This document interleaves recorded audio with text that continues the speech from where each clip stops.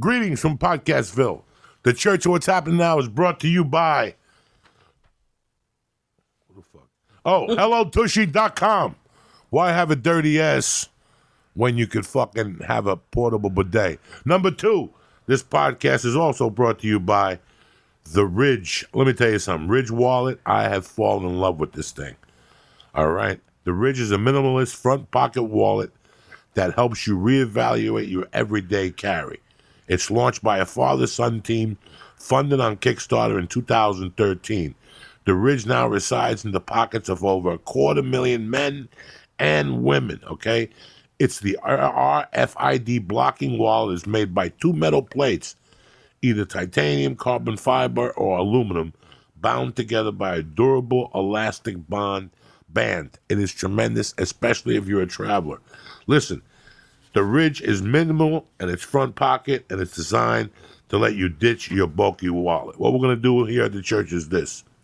I'm going to give you 10% off today with free worldwide shipping by going to ridgewallet.com/church. Again, that's ridgewallet.com/church. Again, that's use code CHURCH when going to ridgewallet.com/church. This podcast is also brought to you by Onnit, with a tremendous Black Friday deal. But who gives a fuck about Friday? It's motherfucking Wednesday. You didn't know that? No. Years ago in Hollywood. I guess it's an enema.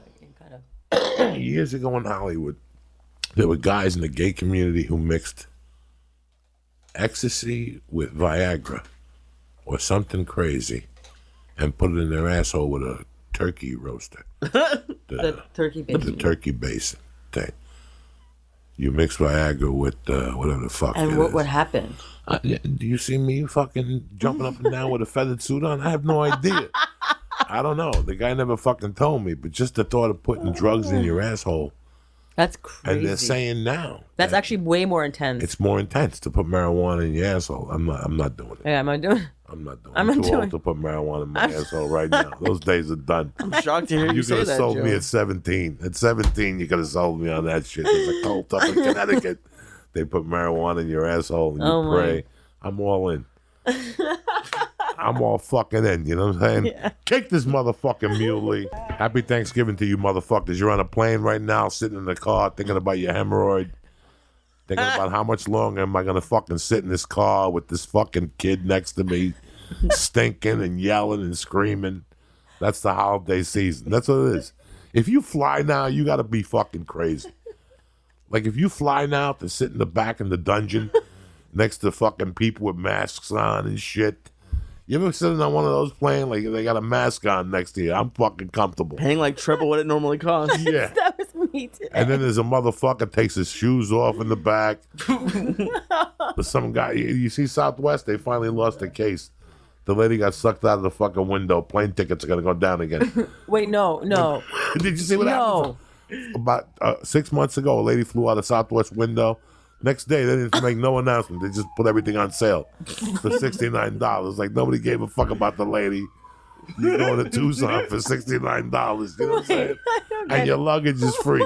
You get every Puerto Rican in the world going on that fucking plane. Luggage is free. You ever see those people? They bring their own water. They bring everything. They don't want to lift a fucking dime, these people. Wait, I don't understand. So what happened to this woman who sucked out of a window? Some woman on Southwest, there was a defective plane. There was a woman pilot flying it, which saved the flight. They just released a recording of her saying, "Lord help me," and then she landed the flight. But before that, something happened. The engine busted, and it caused some type of something on the plane. The engine part that blew up hit the window, and she got sucked out of the window. The actual... A woman, they tried to hold her from her legs and shit. It was really scary, and they landed the flight, and then 2 days later, Southwest had a fucking summer sale. No announcement, no, we're sorry about the loss on Twitter. Just, hey. They're probably trying to just like push it under the rug. Come to Buffalo for $39.50. You know what I'm saying? Who the fuck wants to go to Buffalo? You ever call the airlines and tell them you want to go to Buffalo? They even ask you why. You ever call and I love Buffalo. I'm not putting you down. But I'm just letting you know, when you call American Airlines and you go, I want to go to Buffalo, they're like, listen, have you tried Disneyland? Why do you want to go to Buffalo for? Why do you want to do that? Grandma's there. I love Buffalo. I love it. I fucking love Buffalo. There's savages up there.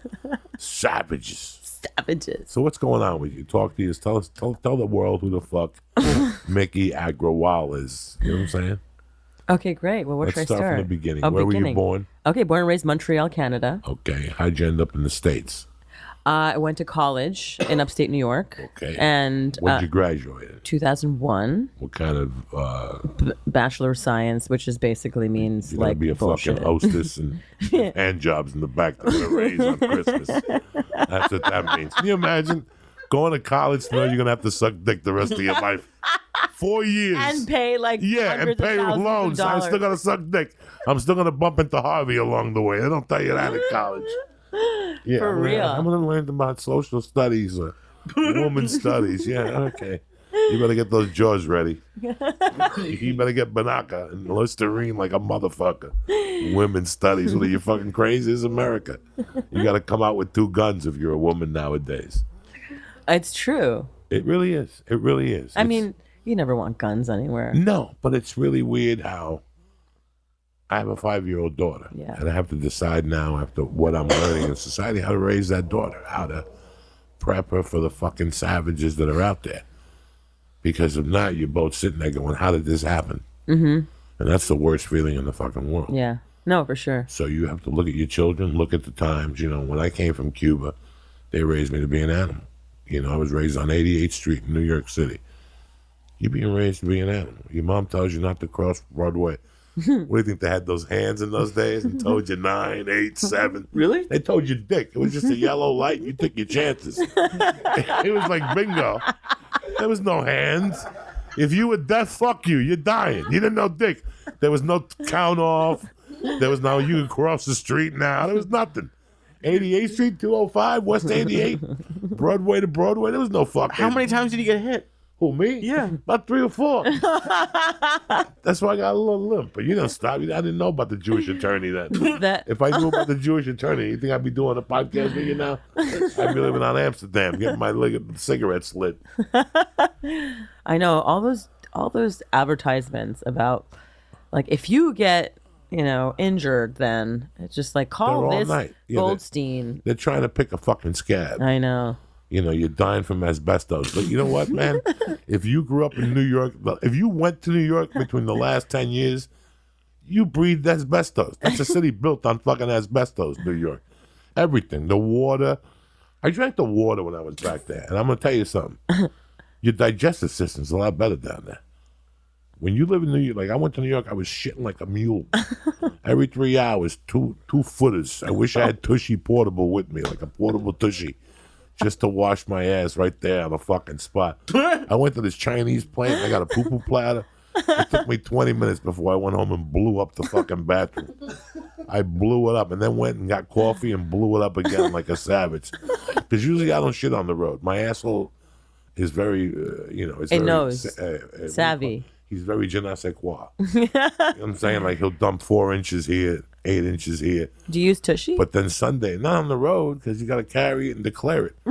Could you imagine telling the people at Delta, listen, this is my portable asshole washer. And they're like, okay. Get TSA here right now. We got to Can you imagine breaking this down to TSA? Like, look at okay, so listen, here's how it works. Listen, I like my asshole really clean. They just be looking at you like... Is this an act of terrorism? No. I just want my ass to be shiny and not to smell. You ever wash your ass and then you towel dry it and you smell the towel? It still smells like ass. Even if you wash your ass with Irish Spring. Well, because I don't. Not true. I don't really go. I don't really travel that much, and I have the bidet. I use it all the time. Yeah. Every time I'm at a hotel, I'm like, this doesn't. It's gross. This is terrible. It is easy enough to do that. You could travel. Like You could travel with if it, you wanted if you to. really wanted to, but then you got to explain things to people. It's at that lady. No, but that's the thing. I mean, like bidet, people know what a bidet. Not a lot of people don't know what a bidet is, but if you've traveled to anywhere outside the United States, in Europe or Asia, bidets are everywhere. Everywhere. Every single there are 2 floors dedicated to bidets in like many malls in Asia. I think in Japan, a hand comes out and washes your ass Yes. and dries your pussy for you. You don't even have to say nothing. Right. A hand like Cousin It. Just Right. a hand comes out, wipes your ass.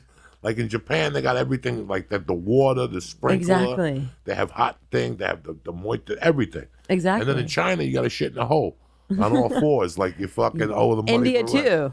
India too? Yeah. You got to get on your hands and knees like that? Oh, Like, you know, you I just remember one crouch. time when I was a kid, I went to Puerto Rico, and my mother had a partner, a Puerto Rican partner. That, You like him? In the book, making an operation. Yeah, I loved him and his wife, Delilah. And I loved their daughter, Evie. And every year we'd go to Puerto Rico, but they were originally from a town called Moquito, where there was no bathrooms in the homes. They just had outhouses. And I remember staying there for 2 nights and, like, not shitting. Like, I went to look at the outhouse, and I saw a crab climbing on the side. And then I was like, I'm not shitting. So my mother had to get a hotel in Ponce, and we had to drive like an hour for me just to shit. And they had no hot water. This is 1969. Well, you want to hear something? You want to hear 1970? an unfortunate fun fact about that? How you have to wait for how long? An hour before you have to go wash your or clean your butt or go to the bathroom? How long did it take you? You said. You had to drive like an hour. An to hour. A regular hotel with a bathroom indoor. Well, so did you know that hundreds of millions of women are having to hold in their pee and their poop all day and basically wait till late at night when it becomes dark and then travel in groups, sometimes up to 5 miles, just to relieve themselves? Where's this? India, Africa, all over the world, in the developing world, where there's no access to clean toilets. It's a real thing. So people have to actually not drink enough fluids or eat enough food, especially women specifically, because there's nowhere for them to go and defecate, and they would just get raped. How did you come up with this whole Tushy thing? What made you get involved with it? Oh yeah, Tell me from scratch. Great. Because you are the CEO. I'm the founder. Founder. Yes. Of Tushy. Okay, Yes. So I tell have me a the whole great fucking CEO. story. So the story of Tushy is that I'm half Japanese, half Indian, and both cultures grew up with bidets. In Japan, they have those super fancy toilets that have the hand that comes out and wipes your ass for you and like washes it for you and then dries it. It's a whole thing. It's very expensive, but Japanese high-end toilet. And in India, they have these things called the bum guns, the lotas, which looks like literally like a hose that you just kind of like move your hand and spray your backside and kind of sprays it really hard. And in India, they towel dry. So both cultures grew up with bidets, and growing up in Canada and now living in the United States for a really long time, both like the fact that there doesn't exist an option to wash yourself and only use dry paper. And so I basically did a lot of digging into this and realized that, and I don't know if you know this, but toilet paper was brought to America in 1890s. And it was popularized by the Scott's brothers, like Scott's Paper and Charmin. And these are the families that had lots of money to spend on creating this new product that can wipe your butt. But if you think about it, like, would you go to your shower, go to your bathroom, jump in the shower, not turn the water on, and use dry paper to wash your body? No, it doesn't make sense. Doesn't make sense, right? Like, would you like go to your sink and not turn the water on, and like say you're cooking like a chicken that's got like fucking like bacteria, what do you call that, salmonella on it? Imagine you just take dry paper and wipe it off and then put it back in your cupboards. It's like people will call you crazy, right? That's not clean. So the fact that we're using dry paper to wipe the dirtiest part of our bodies, it just doesn't make any sense. And actually it's causing 30 million and exacerbating 30 million cases of chronic hemorrhoids, UTIs, yeast infections. For men who use wet wipes, it causes anal fissures, anal itching, all these gross things, because think about it, you're sitting on poop, fecal matter all day long, which causes infection, disease. It's like that shit actually does spread. And so what I noticed was that the Japanese toilets are way too expensive. Nobody wants to like spend thousands of dollars on a toilet plus plumbing plus electrical for this bidet thing that they don't really know much about. And they don't want to have a spray gun in their bathroom. And so and also the French bidets are those weird squat things next to your toilet. My mom had a bidet. Yeah, those like squat things where you just shimmy over with your poopy butt. New Jersey, right. When we moved to Jersey, there was the bathroom, the shitter, and it faced this way. Right. And then I would have to get up, turn around, and sit in the thing that you had to Right. turn. But it was interesting because as a kid, You had I'd be shit. taking a shit and I'd turn the water on and I had my own little fountain. Right. I throw pennies in there, make wishes and shit. And then after you take your shit, you just hop over and let the hot water hit you. But the first time, I didn't know what it was. And I'm looking at it, and I turn the water on, and it hit me right in the fucking face. Oh, my God. That's how you discover what a bidet is. But then I got hooked on it. Right. Like from... But the thing is... We moved in the house, and I was 10, and by 11 to 16, I was hooked on that bidet. Right. I loved just clean. washing my ass. Totally. And then I would scoot my foot back a little bit, and you get the balls nice and washed just in case you bump into a victim. You know what I'm saying? I would want, and then I'd let my penis hang and pull the skin back and clean the pelvis. And then you go back, you get up, you towel dry everything and everything. Because I come from Humidville. What does that mean? I come from New Jersey. Nice. And I have a fucking shower phobia. So I got to take 3 showers a day. Humidity makes me crazy because I know my balls are sweating. And just in case you bump into somebody that escaped from a Cocksuckers Anonymous meeting, you don't want your balls to be stinky. You ever bump into somebody that got stinky balls? It's not a nice fucking situation. So I got hooked on the bidet. After my mom died, I didn't have a bidet no more. Really? And I didn't think I sat in the bidet till 3 years ago in Las Vegas. In Las Vegas, at the hotel where I do the residency, right. They have a bidet. This is before you experienced Tushy bidet. Yes, it was about a year before I experienced Tushy. Amazing. And I remember that I sat there going like, wow, like this is better than a tongue up your ass. This is a real, true fucking party. No, but it's so interesting because there's such a real blockage for Americans to use a bidet. There's historical context. So first of all, the French person invented the bidet, and so the English hate the French, and therefore they were like, we think bidets are just like this now, didn't weird the French give thing. us the Statue of Liberty? Well, yeah, but what a waste of fucking time! You just gave everybody a bidet, and everybody would have been happy. So then, during World War II, when American soldiers went to Europe and fought in World War II, they would go to French brothels when they were in France. And they would see bidets in French brothels.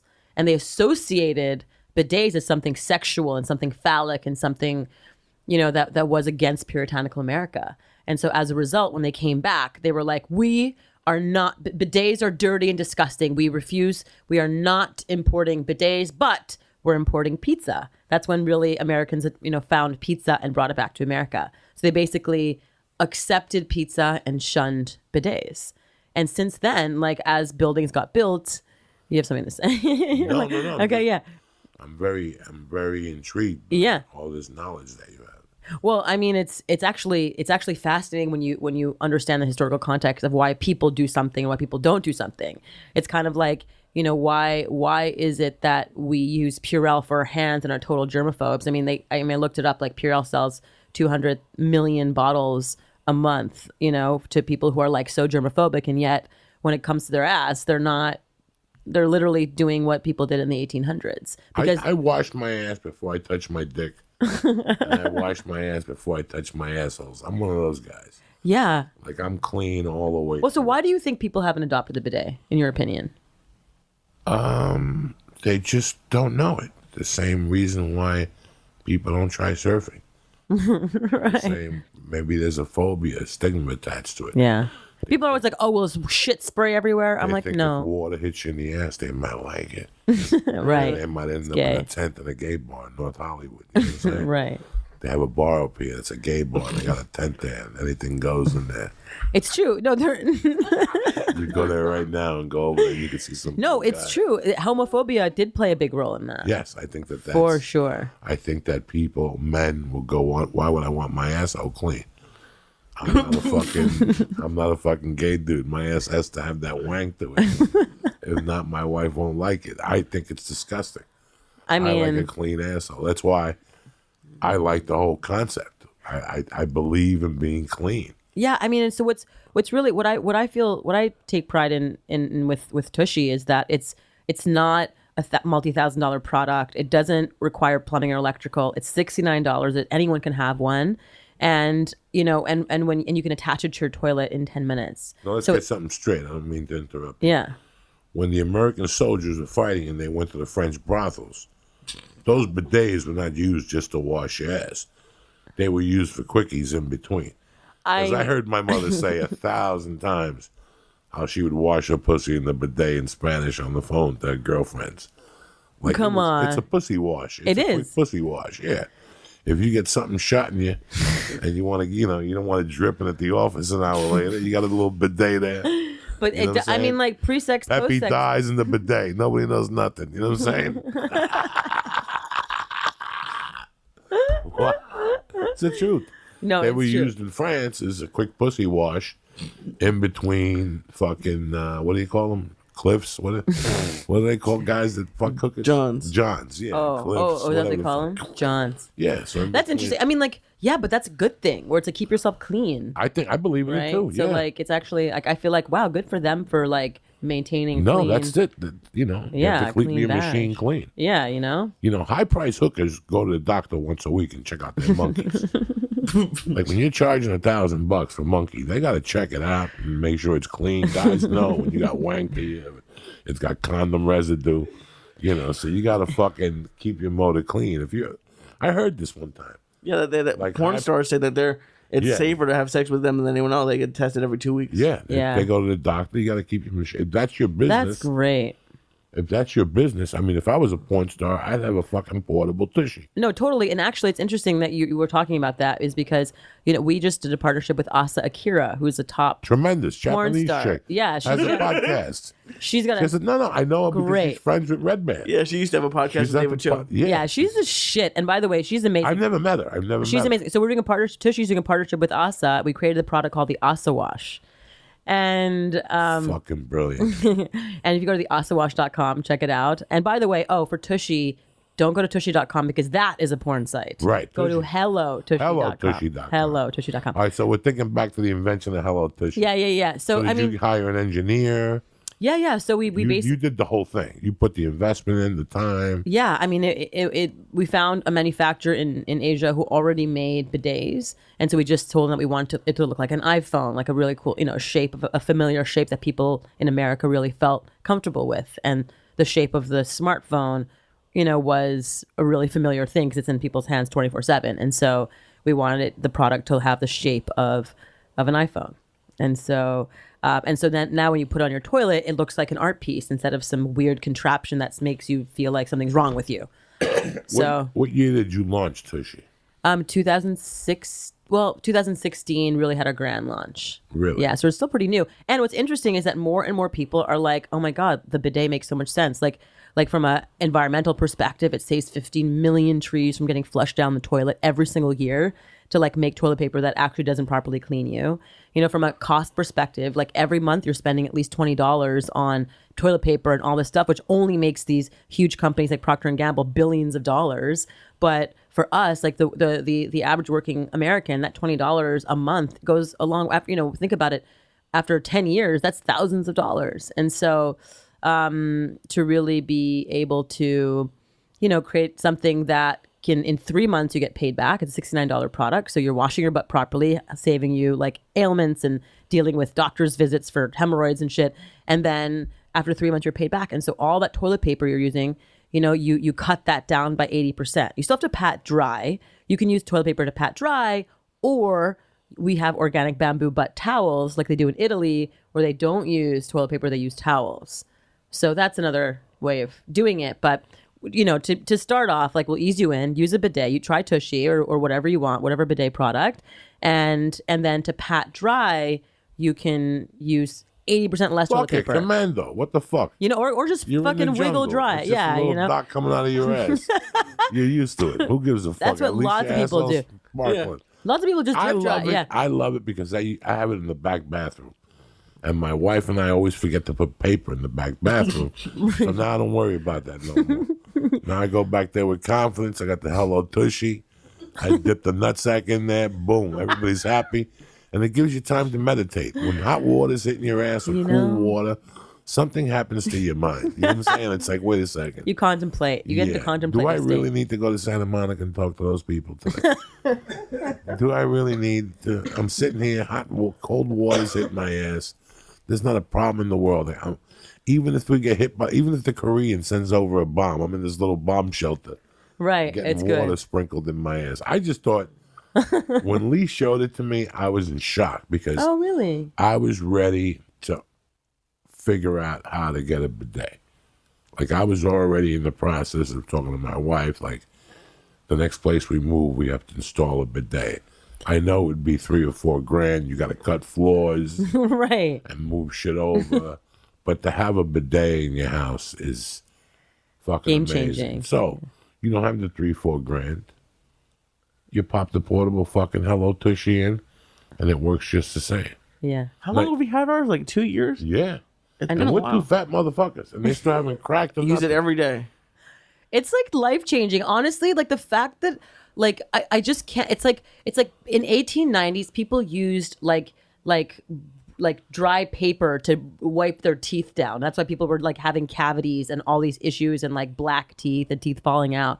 And then they invented the toothbrush. And then during like the early 1900s, and it's like the fact that we're like they invented the toothbrush and then didn't solve the fucking toilet paper situation is just so interesting to me. It's like you're still doing what you did in the 1890s to wipe your ass, but to brush your teeth, we created the toothbrush. Now and let's that's go cool. back to the Indian.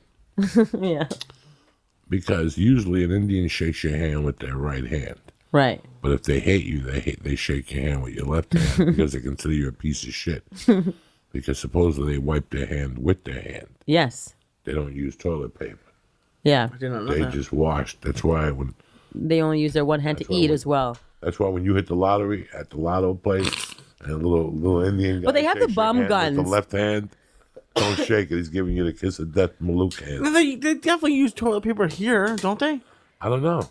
Maybe Well, no, they have bum guns, the lotas. So they What are bum basically guns? it's basically like a hose that sprays your ass. Who sprays it? Them? They do. You It's can a get it weird. yourself? That's the thing, but it's a really uncomfortable reach around situation. Right. You know, it's Especially just if you're a chubby guy. yeah. It's like you You'll know, throw your fucking back out. people You people throw who are your more- back out fucking washing your asshole. No, There but was a actually, chick people one who are- time, I was watching her on stage.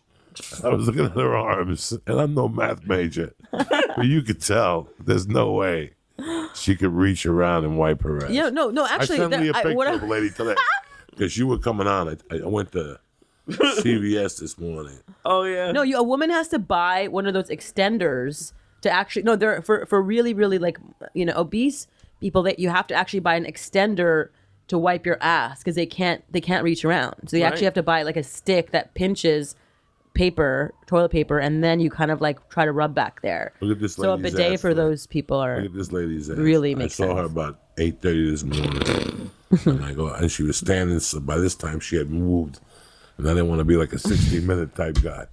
I took a picture of her ass just to send it, and I just thought about Hello Tushy. Like she's the perfect advertising for Hello Tushy, the extended XXX version. If you're bigger than 300 pounds, and you want your asshole to be clean, and it has like. The thing I like with the Hello Tushy, you have to extend your cheeks also. Like you have to sit a What? certain way. That's to get the maximum. Oh, I volume. rock back and forth. yeah. I love rock it. back and forth too. You're a rocker. I rock. What I do. Oh, you is- use a thing and you just like let it do it. Yeah. No, look, come on. You know me. I'm half a doctor. I don't have no problems. You know why? I got a back bathroom, so I open the door. I close the door that leads into my office, and I smoke pot while I shit. So every time you cough, you just drop. There's no cut. There's Genius. no cut no more. It just comes all out. Blah, blah. While you're coughing, you're choking. Da, da, da. You hear it going into the water like a shark. Ba, ba, ba, ba, ba. And then you turn the Hello Tushy on, nothing. Everybody's happy. Right. I was kind of disappointed when he gave me the cold one. I was like, oh, maybe I'll order the hot water one. I like the cold. I like the I like cool the one cold, too. too. I use the cool one too. I like the didn't. cold I didn't one, even too. hook up my warm and cool one, because and by the way, if you bought the warm and cool one and you didn't want to hook it up, you can actually just still use it for the cool water one. Oh, I okay. like the medium. Yeah, I don't medium want is- your asshole to be on fire. Then you leave the house. I like it nice you're and feeling cool. nice and cool. It wakes me up. I like Yeah. it, but Yeah. it's like not. It's like room temp. You know, it's like Mine's cold. It's been chilly around here lately. Mine's been Oh. cold. I like it. Yeah, it's like cryotherapy for your asshole. cryotherapy for your ass. It's funny. I Wow. went to cryotherapy tonight. I went to jiu-jitsu this afternoon. I went to cryotherapy. Oh, nice. And whenever I go to cryotherapy, I always think about how I used to go to a gay bar in the 80s in New York called Ramrods. That's where I used to buy Quaaludes, Gorilla Biscuits. What are Quaaludes again? Quaaludes are Cosby pills, but I know. before Cosby fucking disgraced them and ran them through the fucking mud, Quaaludes were a fun drug. Everybody did Gorilla Biscuits. They were fun. Gorilla Biscuits. And I would go down there and I saw, and they had 3 floors of gaydom. You know, they had lesbians, gay guys, and they had like a fetish floor. Whoa. And, you know, and they had like, but the thing I remember one time was a guy telling me that he got his dick sucked the night before by a guy with ice cubes in his mouth. And he liked it. Oh, yeah. He goes, his mouth was cold. It was tremendous. And I'm thinking about how that guy really invented cryotherapy. He didn't even know it. That's a Whoever great. sucked his dick invented cryotherapy without knowing. That guy. But I thought if you used ice cubes, it made it shrink. I don't know. Unless you suck a good dick. Right. And it's not ice cubes. And it's in your like mouth. Crushed ice. Right. Like White Castle ice. You look at a White Castle, they don't give you ice cubes. They give you that crushed ice.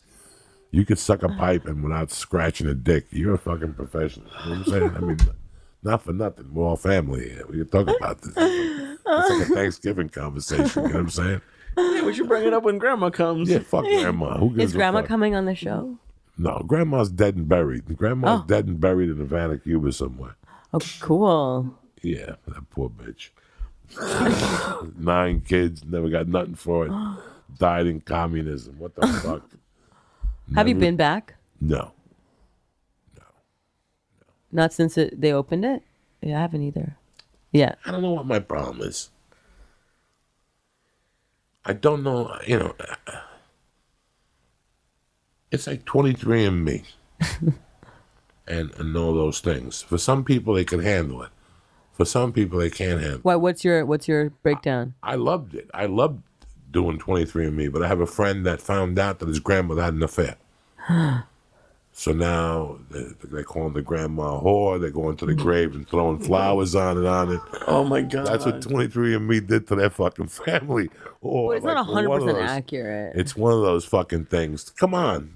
I mean, it's right in there. Okay, wait. So They had the what proof. percentage of you is? They had the person that you. Me, I'm from the Upper Peninsula of Spain. Like 50% is from Spanish blood.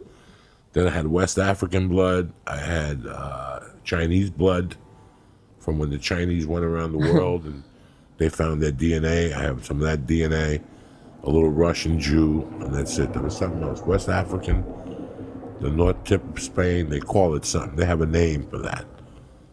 I don't mind doing 23andMe, but if you're going to find out your uncle's your fucking father, you know what I'm saying? Yeah, It's totally. not going to help No, the I family. get that. So yeah, that's scary. Now That the is last scary. 10 conversations with him, it's about his grandma fucking a Cuban guy instead of fucking the grandpa, and that's why the Cuban, it's fucking hysterical. Whoa, and maybe like, but are the grandkids now like children Everybody's from the in shock. affair? Yeah, like everybody's fucking in shock.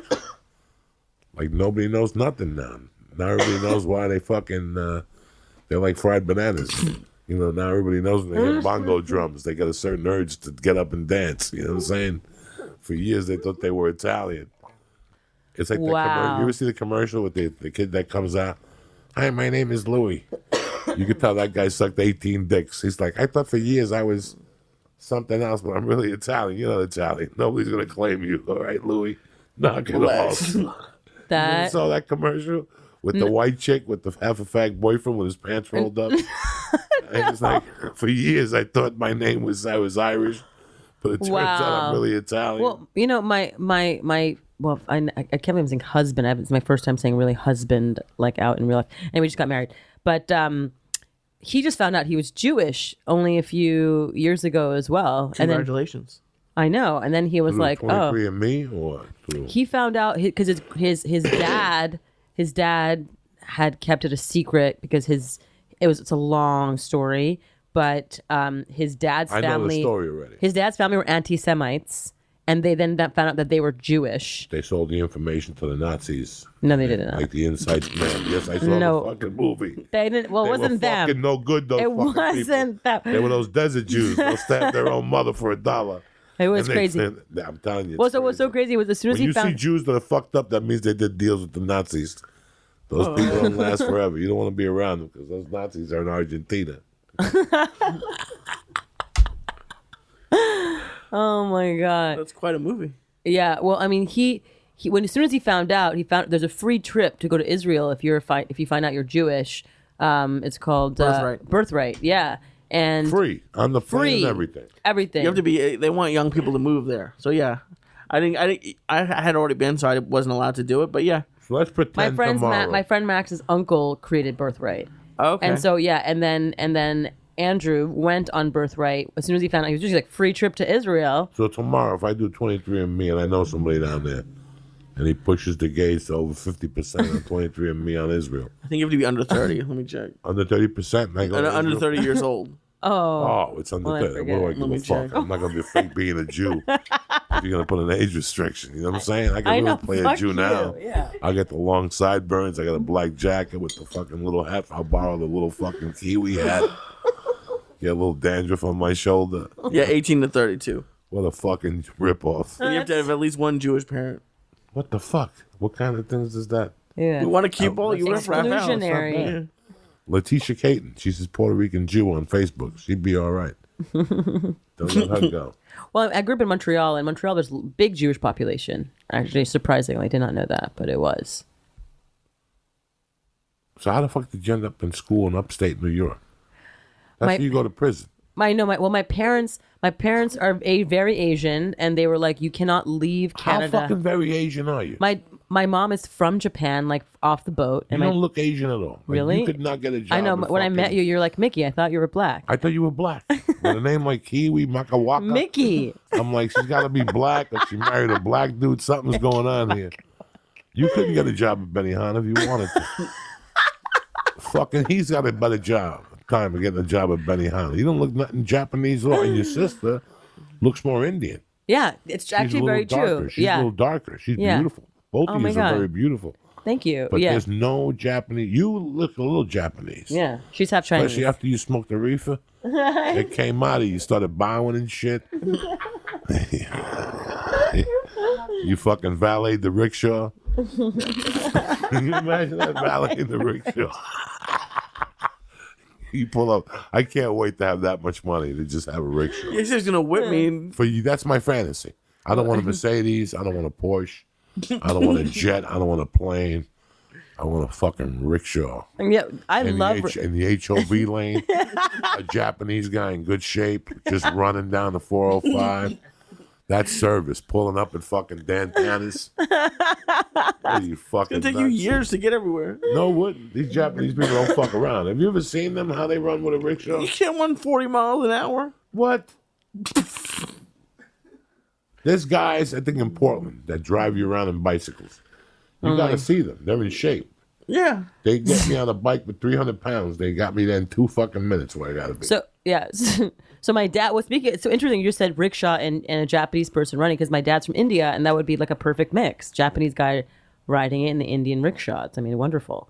So my dad, Pimping. I know, pimping. Fucking straight out of, what's that movie they made? Where they won the Academy Award?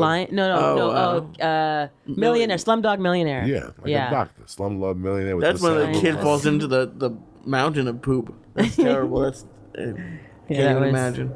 That was a nod to the global sanitation crisis. But anyway, no,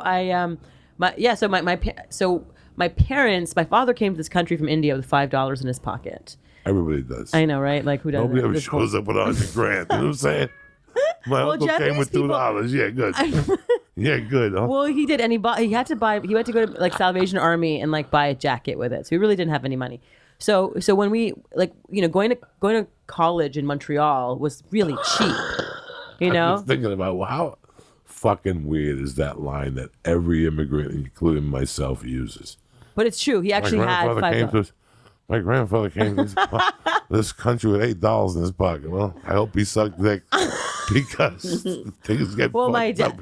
Things get fucked up quick. My dad Jack. actually had to take out a $50 loan to go take my mom out to dinner because when he met her, he had no money and he wanted to take her out to dinner. Absolutely. So he took out a $50 loan. This is back in 1974, so $50 was a lot of money, and he took out a loan and had to fill out like 40 pages of paperwork to borrow $50 to take out my mom. From where? Well, he was from India and he was taking out my mom, but he didn't. Where were they? in Ottawa at Carleton University. Okay. Yeah, and so anyway, it's a beautiful story. So anyway, so in Montreal, the cost to go to college. What's a beautiful story? He borrowed $50. He took it home for a handshake. He didn't even get a nookie cookie. You know what I'm saying? That poor Indian bastard. Well, my mom. Bro, $50. Take your mama. She Japanese. She ain't giving nothing up on She the first didn't. date. You're right. She didn't give it up She at don't all give up dick. You until gotta go he home with married blue her. balls down minus 48. She says, You know what I'm saying? You gotta go home with $2. You got blue balls. This hot Japanese chick, she wanna keep drinking that sake. I kept pushing the sake like Cosby, but nobody was drinking. You know what I'm saying? Have a sake. Loosen up. Oh my God. Well, so they met, and actually, it is a beautiful story. They fell in love, and it was like an against all odds love story. Like my mom, you know, her parents cut her off financially. They said if you Right. marry this guy, Exactly. Indian lowly guy, Oh will cut you. my God. And my dad's family were like, we have an arranged marriage for you, in India that would make us, like fine That's dowry sad. and set us up. So both sides, they were like, fuck, what do we do? And they said, fuck it, we're just marrying each other. But my mom said to my dad that she wouldn't have sex with him, or she wouldn't have sex with him until he married her. So they got married within 7 months. And then they had 3 of us in 1 year. Yeah. So my older sister's 11 months older than us, and my twin sister and I were born. Let me ask you a question. Yes. You know your dad, you know your mom. You think they fooled around a little bit before those 7 months? Like just a little Knowing bit. my You know what I'm mom. saying? Maybe like dry humping They- to some Japanese music, something like that. You can't hold on forever. You got to give me a sample of something. You know what I'm saying? Nobody's going to marry you without a sample of something. You got to show me something. I mean, I think it was my mom was pure, Yeah. but I don't know. Yeah, She just no. admitted to me like not too long ago that she took a puff of marijuana smoke, but she's like, I did not inhale. Hilarious. She just puffed it out right away. And One of our good friends in Hollywood was Japanese, and she also got, her father owned like a chopstick company. Like he was filthy fucking rich. The guy had planes and shit. She wants to marry fucking Kunta Kinte, and she ruins everything. She marries the blackest black guy in Hollywood, and they live in a fucking 1-bedroom with 3 kids. She could have it all. And the mother, she's telling me the whole story. The mother would come, the father would stay in his Mercedes, and he has not said a word to her since she married the black guy. Not a word. Makes a living in a 1-bedroom with 3 kids and fucking Kunta Kinte. But does she love it or no? Huh? Does You have to. She's a great lady. I call her Ma. Her name is Masayo. Amazing. And I call her listen. Ma, and she's beautiful, and she's got a fucking body that don't quit. And she's a mom of 4 kids, so Whoa. she has to go to yoga at 4 a.m. I'd be snorting coke, whacking off, looking outside the window, and I'd see Ma with her yoga pants walking to yoga at 4 in the morning. I go, Ma's a piece of ass, ain't she? But she was family. How can you ask somebody for a piece of ass before Ma? I still talk to her. And are Me they my still wife, together? They're still together. They're still. That's amazing. And the fact that They're still she in said the 1 no to bedroom. like a life that could have been just delivered for her. I mean, that's a real thing. Society is still. The mother drops her off, the father drops her off and sits in the fucking car and will not talk to her and will make the Wow. mother go up, check on the kids. She brings the kids down, shows them the kids, grandpa, but you don't want to see her. And the kids are all half black with Michael Jackson hair. Everybody looks like Prince. So the father's fucking furious the whole time. He's playing with him. He don't know who he's playing with. It's so funny. Listen, racism, that shit still exists in fam. No. Are Can you kidding imagine me? a prearranged? I don't even want. Half of us don't even want to marry the person we're hooked up with. You ever get married and go on a honeymoon and go, "What the fuck did I do? What the fuck did I do? I didn't check out the paperwork. This bitch snores." Something is something. You always find something on a honeymoon. Well, in the Indian world, you only meet the person like one day before or something. That's horrible. It's crazy. That's crazy. That It's would be actually crazy. really fucked up. Can you imagine? It's happening if you still turned today. and it was me, Mickey. Can you imagine you're in India and you got to marry a fat fucking Cubans, and all of a sudden you're like, "What the fuck do I do? I better start cleaning the asses. I got to do something."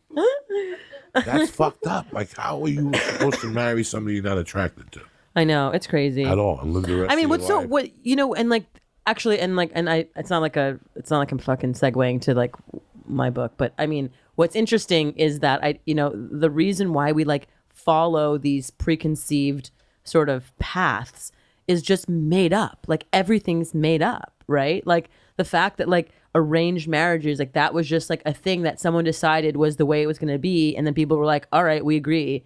Like the same thing with like everything in our lives. Like, Everything in our life. everything is made up. Our conversation with my 23-year-old niece yesterday about the job market. Just a regular conversation with a young girl that doesn't have a father. I'm tight with her mother. My wife is her aunt, but I've had her since she was 3. Right. So she calls me, and we talked about the job market. And I got off the phone and I looked at my wife last night and I go, the system ain't working. No one's preparing you for being in the world. No. The system ain't working. Half these kids are coming out of college in debt, and there's nothing for them. Yeah. Right now, if my daughter was 18, I'd have to sit her down and go, how about we cut a deal? Let's cut a deal. You live in the house for a year, no guys. You could date, just no guys in the house. I don't want to wake up to fucking Kunta Kinte in the living room. No, I don't give a fuck. I'm not racist like that. I'm Cuban. I couldn't be racist. I'll pay the rent and I'll make your car payment, but you have to get a job 1 year. Yeah. I want you to learn. If you really want to be a marine biologist, you'll learn after this 1 year in the real world. It helped me a lot. I didn't have the funds to go to college. I got a job selling cars, and it taught me about people lying, credit. It teaches you how to sell. That's something I've never lost. And I think kids today, the old technology, they're soft, but also like the world, like we're so coddled, and you can't even sit them down and be like, hey, that wasn't okay, because then they'll go to like the fucking like board and be like, they were rude to me. Before the conversation, I hope I did not insult you or anybody in the room when I was talking about degrees.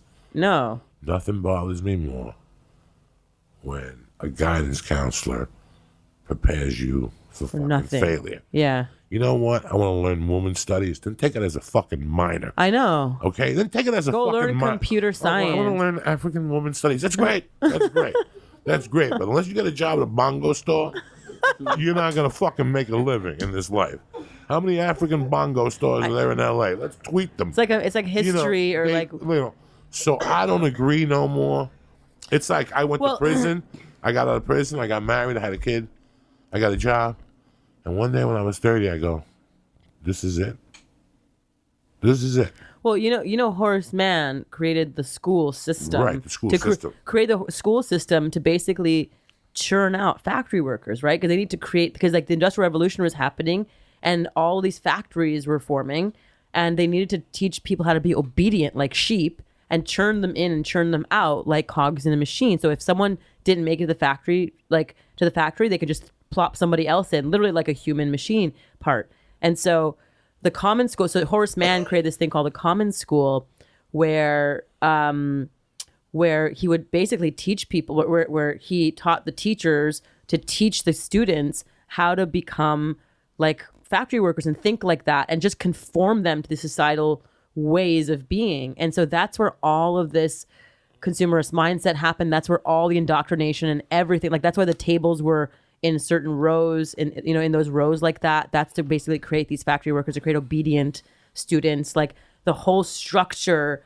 of the school system was created specifically for factory workers. And now, of course, in 2018, the fact that we're still churning students in and out with these standardized tests and all these things that do not work, and we know that, 100% there needs to be a complete shift. There has to be. I think the traditional high school, 4-year college, come out in debt, credit cards handed to you from every as soon as you take your first school loan, you're open game. And you're young and you're naive and your parents tell you not to buy those fucking shoes on the credit card, but you buy them anyway.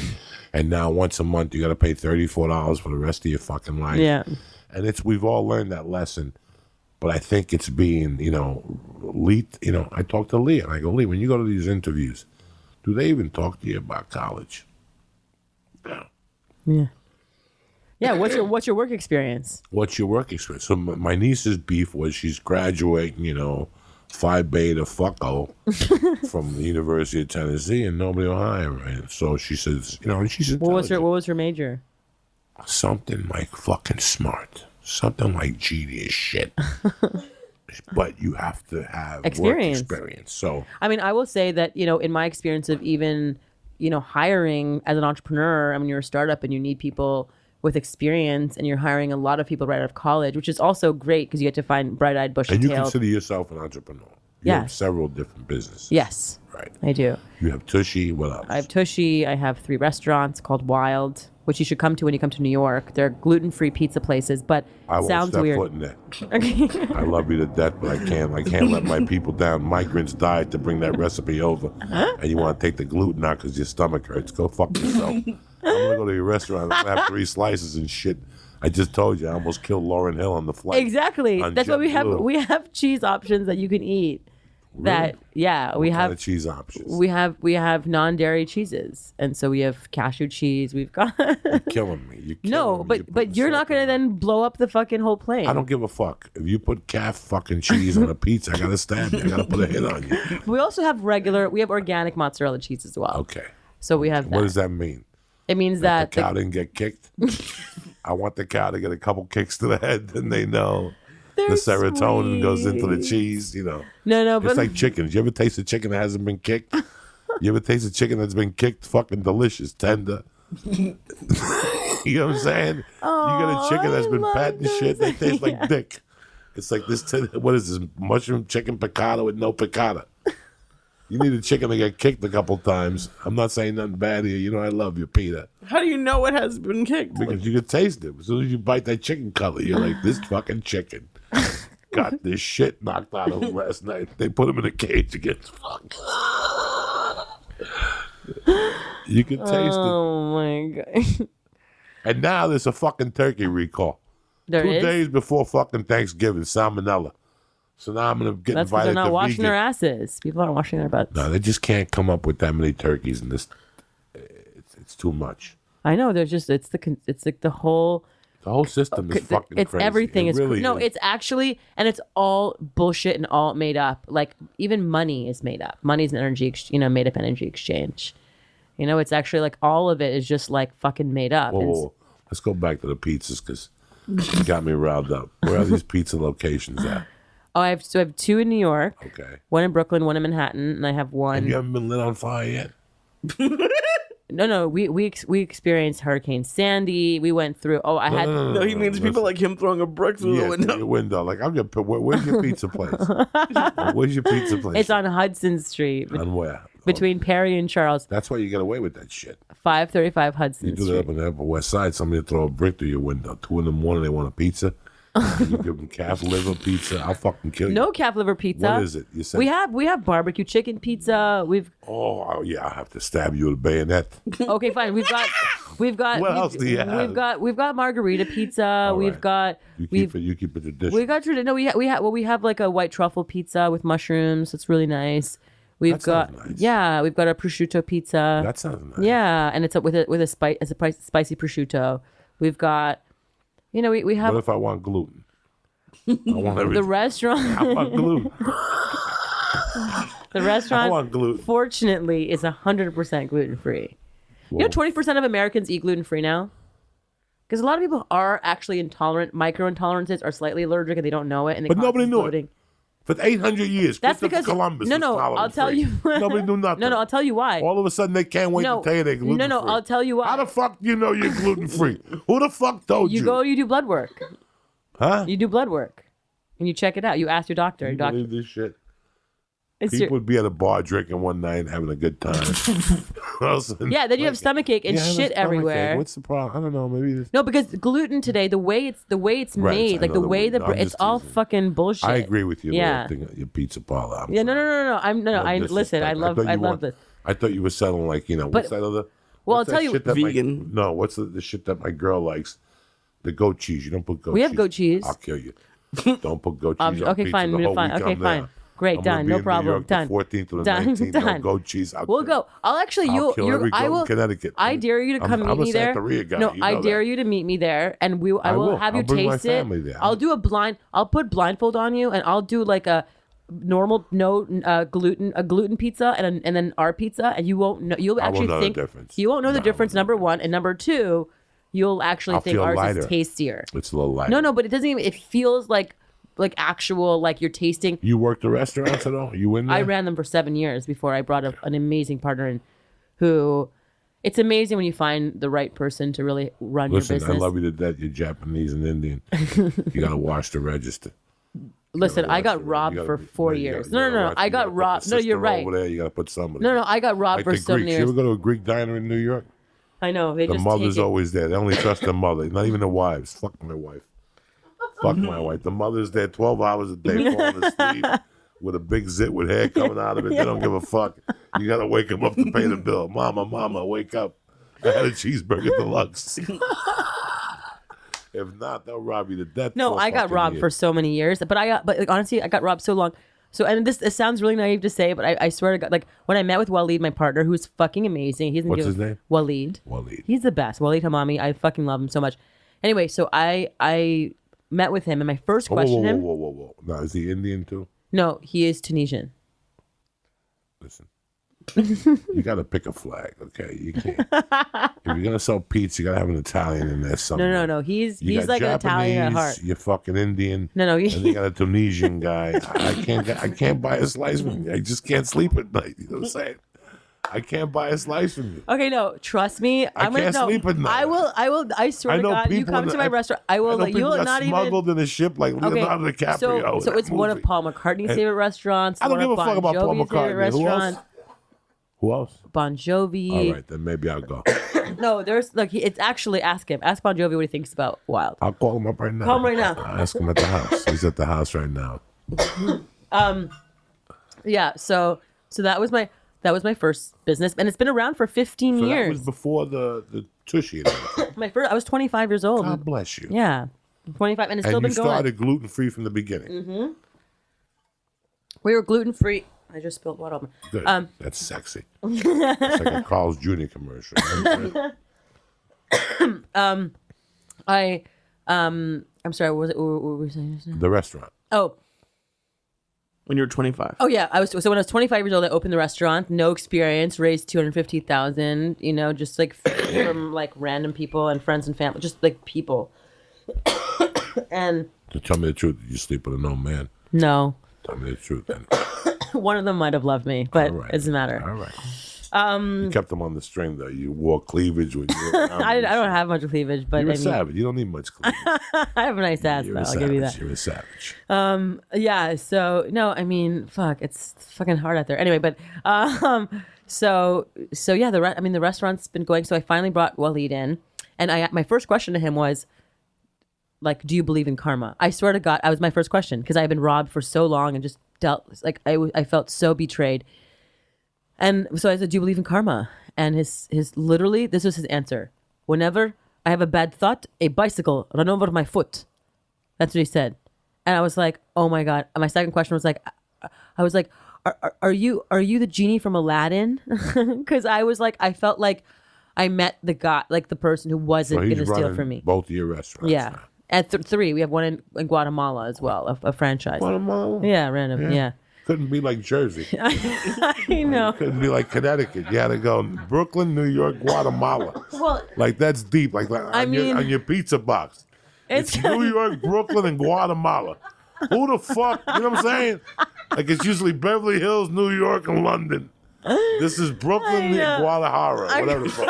What is it, Narcos 3? I don't know. No, it was like... They eat a lot of pizza there? They're very interested in the gluten-free movement, interestingly enough, and they want to bring a gluten-free kind of fast food but higher-end restaurant concept to Guatemala, and like literally it's kicking ass. It's you great. Go down there a lot? I've actually personally never been, but I get the posts and the Instagrams and pictures. You are, it's like they use your name or you own it also? Wild. They use Wild. They're a franchise. They're yeah. a franchise. Yeah. Okay, yeah. So that's the thing. We had like 80 franchise inquiries over the last few years. And it was all people who like either read my first book, Do Cool Shit. And they were like, we love it. We love the idea. We want to open one. but they didn't have any experience. And so people, like we've known all the horror stories. People who don't have experience trying to run a franchise is just like the biggest nightmare, and like like walk towards like destruction of your brand. What other business do you have? So yeah, anyway, so we franchised that, and so now we've been open for 15 years. Wild, it's awesome. Come, I dare you to come. I dare you. I'm gonna come. Okay, great, and we'll do a blind test. I swear to God, let's I don't do need it. a fucking blind. No, we're doing it. I'm gonna do it. I want to prove it. margarita, and I'm gonna No, we have a margarita. We've graded, and and have a great time. I'm going to Radio City to take the family and Perfect, my great. goddaughter, so I'll stop. I'll take your whole people. Yeah, done. And then I started this period underwear company called Thinks. Period underwear. Period underwear. Yeah, period proof underwear. We're not going to talk about that Yeah, at all. yeah. I don't like periods. I don't want to be around them. Meanwhile, you're When I was here a kid, because I was of it. traumatized. Yeah. By period. Really? Why? Because my mother, my job when I was 4 and 5 was to clean the bar and stock the ice and fill the shelves and help her get change and stuff like that. But I was like a little half a fat Cuban. I believed in like treasure hunters. So I would always like get a quarter and I'd make my own maps and say, look what I found.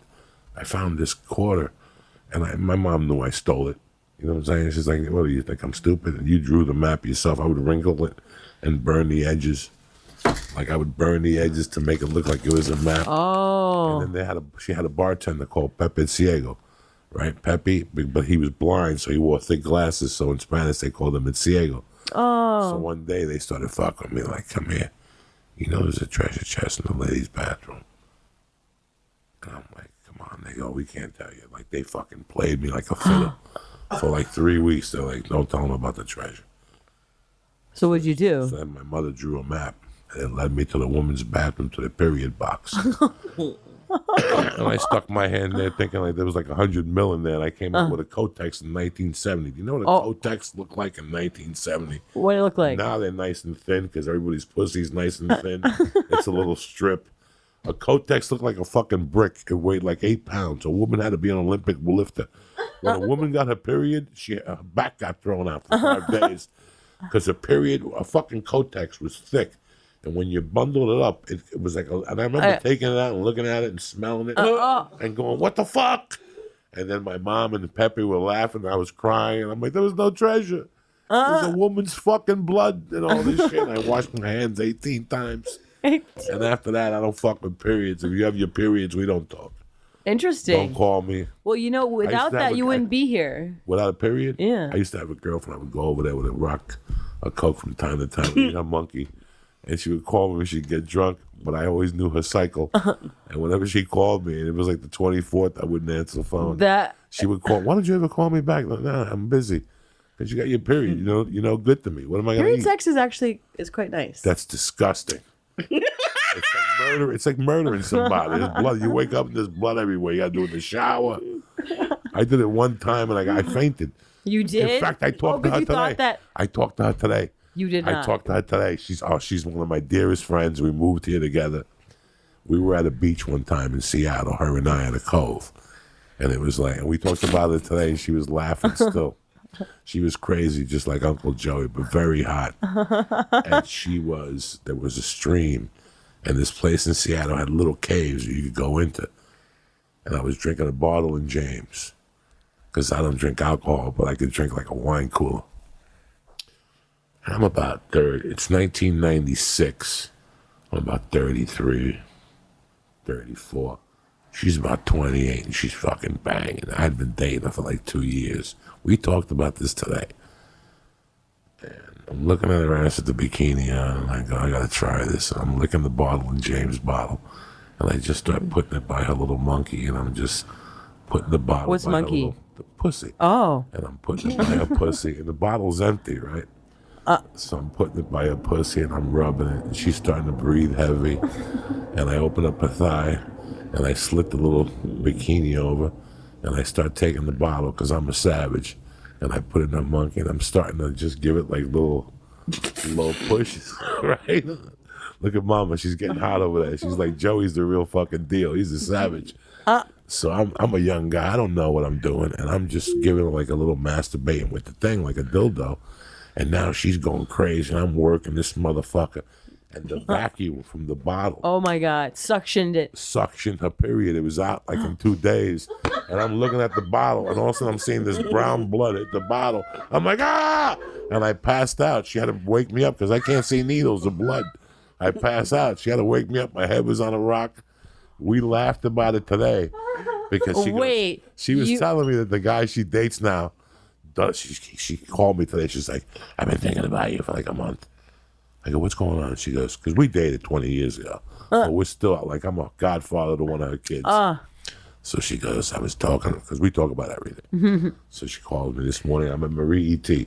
And I'm writing before jiu-jitsu. And she goes, I love my new boyfriend, but I like him because he reminds me of you. He chokes me. He makes me lick his balls, and he whips me and shit. But he's got ED. What's he? He has dead dick. Oh. He's 45. I go, he's got to do squats. That's what cures dead dick. You got to do squats. What happened? Wait, what happens when you have dead dick? That's what she was saying. She goes, Nothing. she's crazy. For starters, she's crazy.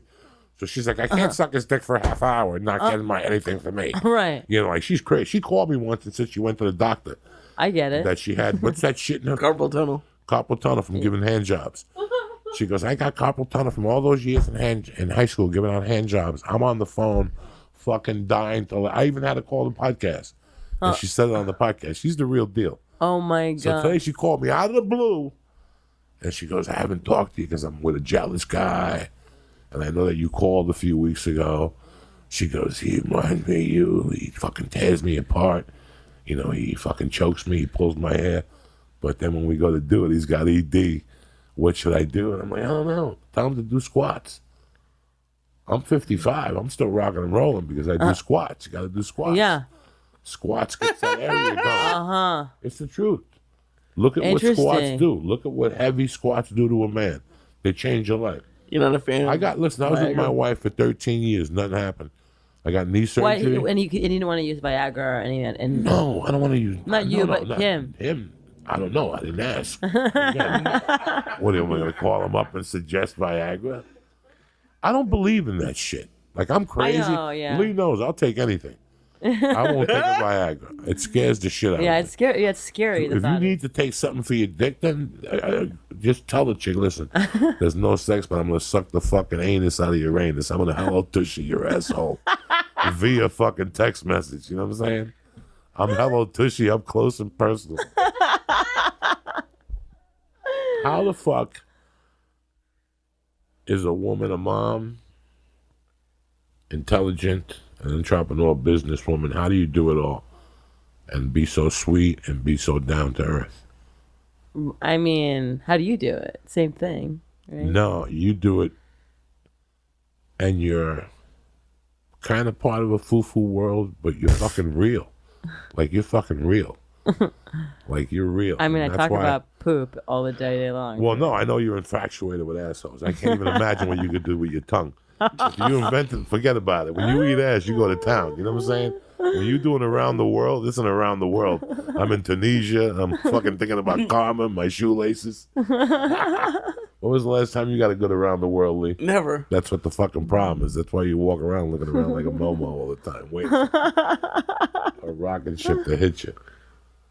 But you're just an amazing woman. And in LA, you would have a different temperament to you. Because you're in New York, I think it keeps you a little bit more grounded.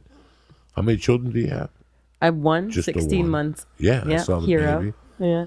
I know you. I have a twin sister, and that helps me too. Because anytime if either of us are like not being exact, I mean, like we've been together for 39 years. Like me and my twin sister. Well, I hope so. As in, like, I hope she didn't pop up like 4 years later. No, but like living in the same, like within 5 blocks from each other for our entire lives, and so we see each other like pretty She's much your best every friend. day. Yeah. Yeah, I could see that she's your best friend. Yeah, and so when you have your mirror like with you everywhere you go, it keeps you like totally You ever who call you her were. and say, you got a shit? And she's like, yeah. And you're like, me too. Oh yeah, no, she like her. She's the reason why she's moving out of her apartment and she bought a house is because her apartment they're one of the only buildings like in New York City that's not compatible with Tushy. So she's had yeast infection. She's a deal with this shit, and so she basically bought a house that's compatible with Tushy, so she can have bidets. Is and there have a a toilet home. that's not compatible with Tushy? There's like sometimes there's single units when there's no tank, and when the bowl and the tank are like one small unit without the, you know how there's like the bowl where you flush the toilet, right? When there's no tank, and it's like a little flat, just a basically seat with like a little thing. Never even seen that. Yeah, they're very, very modern and not like very few places have them. And the new building that she was living in happened to have those toilets. So she constantly had issues, UTIs, like issues. Now, with them being a mom and all this shit, how'd you write time to write a book? I actually wrote this book. Like I went through some crazy shit like over the last couple of years in business, just building a really big. But on top of this business shit, you're like that fucking guy from Virgin Airlines. Like, you know, instead of jumping off a building, you go to fucking Burning Man and feed fucking people with tit milk. You know, who does that? Not even the Peace Corps does that. Not even the Peace Corps. You know, you were featured. You don't waste liquid gold. You were featured as... Now, where was your child when you had this breast milk? Was he at Our hero was 8 weeks old, and he was with Andrew's mother for... we were gone for like 4 days. And how you just left a bunch of breast milk for him at the house? Yes, I pumped for literally 3 straight days. And then you went to Burning Man. Went to Burning Man, pumped there because your breast. No, I saw the pictures of you walking around with the pumper, and people making cocktails with them. Yep, White Russians. You had some blind guy rubbing on his eyeball, and he could see. I could see. Oh shit. Well, they say never. It's actually liquid gold. It actually cures a lot. It's great for your gut. It's great for your system. It's a hangover cure. If you want to build muscle, a lot of people nutrients. drink that if you want to build muscle. I had to check that when she was kind of, when I was younger, and it freaked me out. She would squirt it or whatever the fuck. It's amazing. I don't like that shit. It's amazing. I'll squirt in your face. You don't squirt in my face. Oh my God. You're going to squirt in my face, but I'm a man's man. You know what I'm saying? What am I, at the Rock Hudson Ball?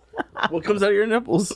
Nothing. Fucking nothing. What comes out of yours? Did you know that when a baby sucks on a mother's nipple, the baby's saliva sends a signal to the nipple, through the nipple, to basically create the exact concoction of breast milk that the baby needs? It's deficient in whatever vitamins or issue minerals.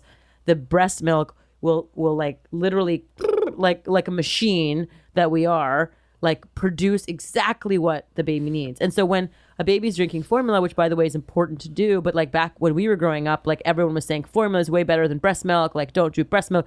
It was a whole thing. But like formula is not. But sucking a tit also. That's only to be confidence. supplemental. There was also other options. Not options. There were also other benefits of breastfeeding. Your child is a little bit more confident. They said your child's a little bit more intelligent. Yeah. There was like 3 or 4 things that were. I asked my mother, "Did you breastfeed me?" She goes, "Fuck yeah."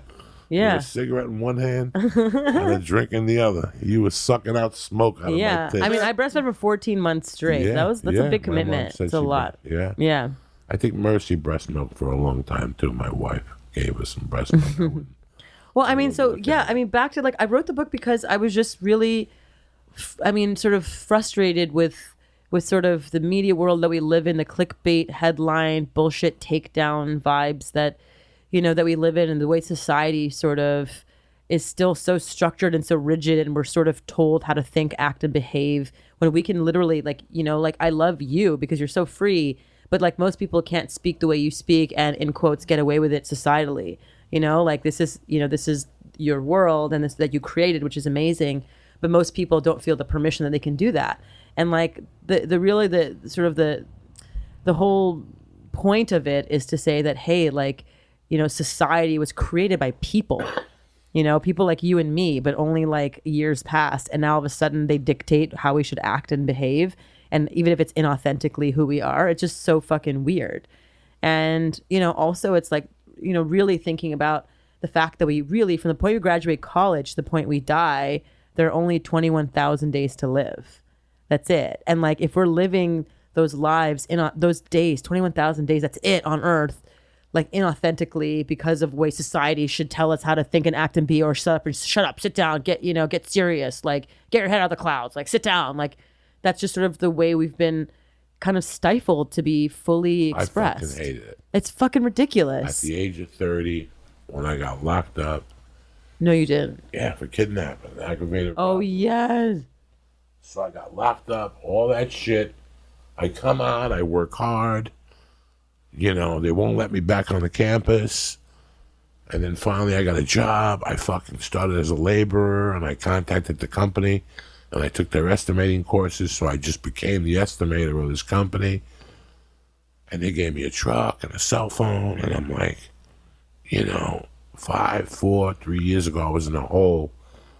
And here I am living in Boulder amongst these people, like living this facade. I was not happy Yeah. at all, Jack. Her parents had money, an insurance company, the whole thing. I had a kid with her. I was not happy at all. I'd made my confirmation at 30. I thought maybe the Holy Spirit was going to help me. Yeah. I joined classes at Naropa Institute, a Buddhist institute in Boulder. I did the walking meditations. I did the talks. I didn't know what it was. Yeah, you were just living a life that wasn't yours. But it was the life that they told you. Right. You work, you mow the lawn on Saturday, you go to your in-laws on Sunday, and that's it. And I'm like, so this is it till I'm 65. Yeah. And then they give you a watch, and they tell you, thank you for your years of service, which is all bullshit anyway. It's all They've made millions of dollars on you. That's it. That's what you're trying to tell me. And I got into stand-up in July of 91, and the house wasn't right. Like, when you live in a house that the marriage isn't right, Yeah. you can't force the funk. Yeah. When the last place you want to be is home, like, I had 2 jobs. Whoa. I went home at night just basically to sleep, eat breakfast, and leave. And I did that 6 days a week so I didn't have to be home. And one day she came to me and she goes, I want to move in with my mother and get separated. And I was sad because of the baby, but I was so happy because I could become a stand-up now. Like, I didn't want to be a fucking roofer, and I didn't have nothing against roofing or nothing against estimating or nothing against anybody who does anything blue collar.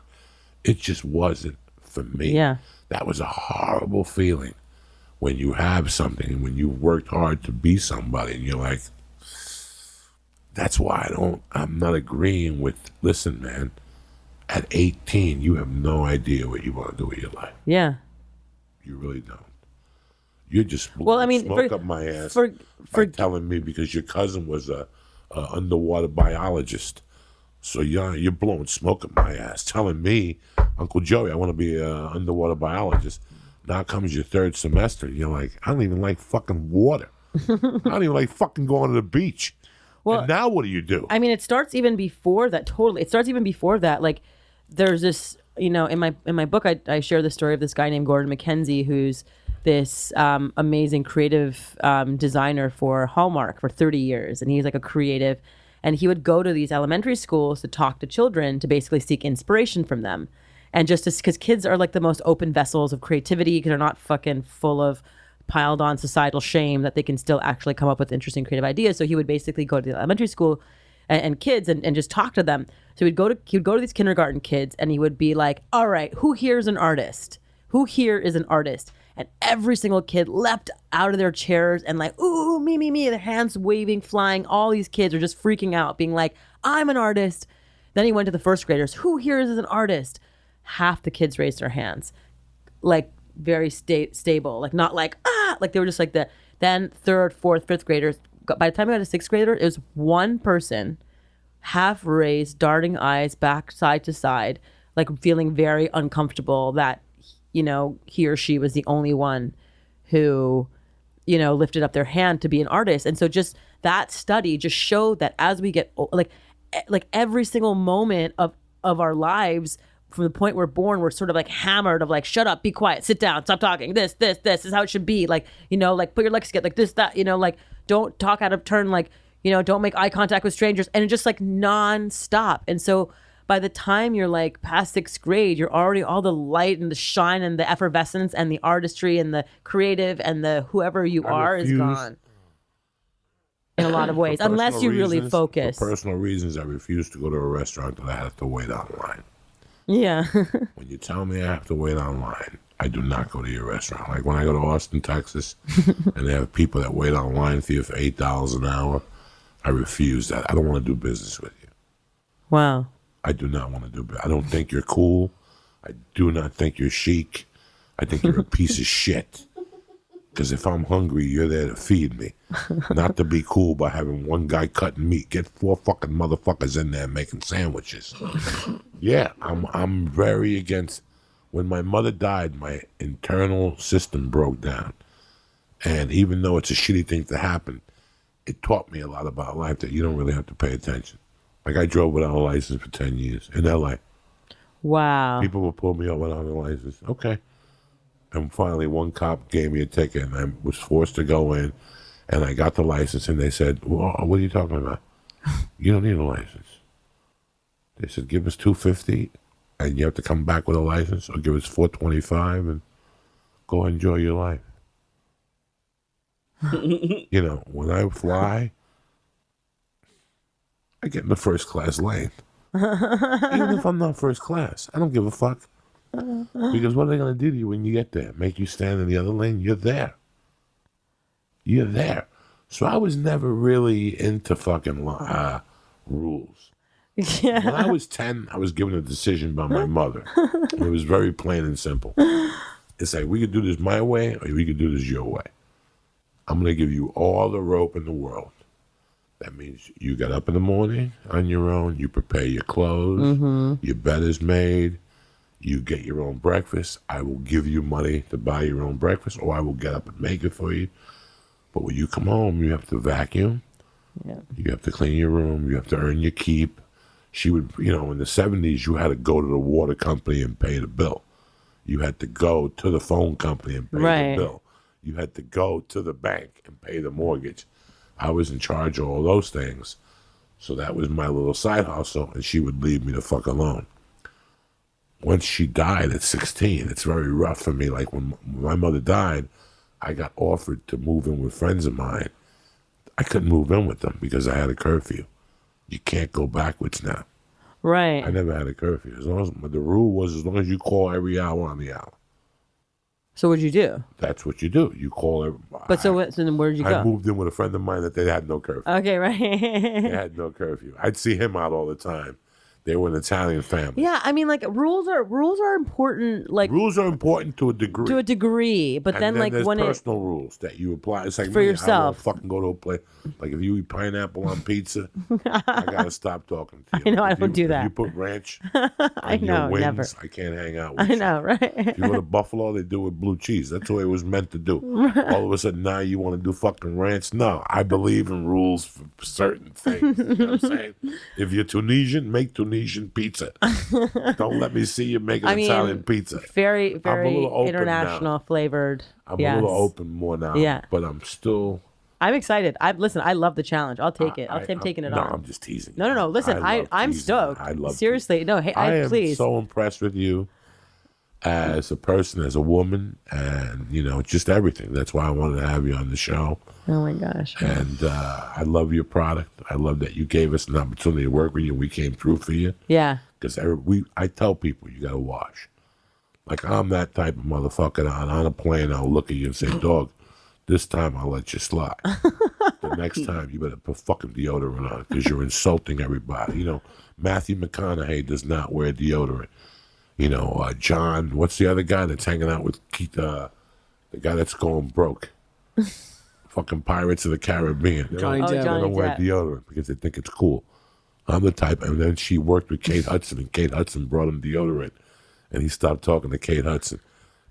Some people do shit in this town because they think it's chic or it's whatever. Yeah. I don't play that shit. You got to wash your ass 3 times a day. It's in the Bible. It's in the Quran. Any Bible, any religious source, cleanliness is next to godliness. Isn't that the truth? It's true. It's the truth. And they edit it out. Ass. Specifically. Yeah, specifically. Like over the years, the Corinthians took out ass. Like Jesus walked all day. Can you imagine what Jesus' ass smelled like? Since the time I'm 15, I had a friend. This is why I fell in love with your product. And this is the new fucking campaign for your product. Since I'm the age of 15, me and Mike Runny, 16, we would sit on the corner, smoke pot, and talk about what guys would talk about. But every 11 people, one of us would always pop the head up and go, could you imagine what that person's asshole smells like? We do this for years. Even now on the phone. Wow. We'll be talking, watching the baseball game. And he'll go, can you imagine what that fucking yam's ass smells like? Or something, you know. And we'll die on the phone. So this day, a couple of weeks ago, I was watching the UFC fight. My wife was in the fucking living room. We had a babysitter. And I'm watching this girl, Mackenzie Dern. Mackenzie Dern's got the best ass in MMA. She's a UFC fighter. Let me show you this girl. Yeah. She's jacked. No, not at all. She's just Brazilian, California smile. Just really pretty. But she's an MMA fighter. She's a UFC fighter, and she's fighting. And I'm not. Is that where you're really fighting, or is Yeah, that... she's really fucking fighting. So That's so scary to me. I'm not. You know, I wasn't watching it to look at girls' asses. I'm killing time with the babysitter. And Mackenzie Dern is fighting, and I see her throw the girl against the other fence. And Mackenzie's her ass is just fucking tremendous. Look at her smile. She sent me a message to tell me she's going to kick my ass. Look at this girl smile. She's a jiu-jitsu chick. Beautiful. She's Brazilian. Gorgeous. All right? She's got the best ass in the business. And I am sitting there watching Facebook, and it keeps asking me, what's on your mind? Because Facebook really asks you what's on your mind if you look at it. And I wrote down, I wonder what Mackenzie Dern's asshole is going to smell like after this fight. And like 2 days later, I was in every MMA journal, like They Joey kicked you off of Diaz. Facebook. They kicked me off of Facebook for a few days. It was fucking hilarious. That's awesome. And it got back to her. And guess what she started doing? Putting up more ass videos. Because she put out a video of her dancing. 2 days after I said she had the best ass in the world, she put out a video of her with tight yoga pants, wiggling her ass like Shakira. She's a fucking freak and a half. She's got a boyfriend that's a Brazilian jiu-jitsu guy. So no one fucks with him. Good. They've told her that what I said, and she fucking ate it up. She takes pictures showing her ass now. I love that shit. I love that shit. I love that shit. She's got a great ass, too. Does she? Yeah. What are you gonna Really? do? You know what I'm saying? What are you going to do? It's amazing. Some women just have great asses. Yeah. You bend them over, you just sniff it. You just hold it and sniff that motherfucker. No, before Tushy, fuck it. Because I want to eat that monkey with that little Arab gyro smell to it. You know what I'm saying? When you open it up and you can hear the Arab in there. Like that namaste yoga pussy. You ever eat some good yoga pussy after an hour and a half of that sweaty fucking yoga? That asshole's ripe. It's like a fucking goji berry.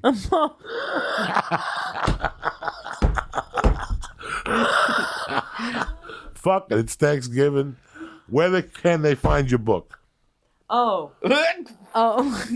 Forget the Gordon McCormick story. That's so good. After we sniff your asshole and it smells like goji berries, there's nowhere else to go with On this show. Amazon. It's called Disrupt Her. They can check it out on Amazon. I love you. I mean, like, this is more of a male audience, right? So 90-10, but they don't give a fuck.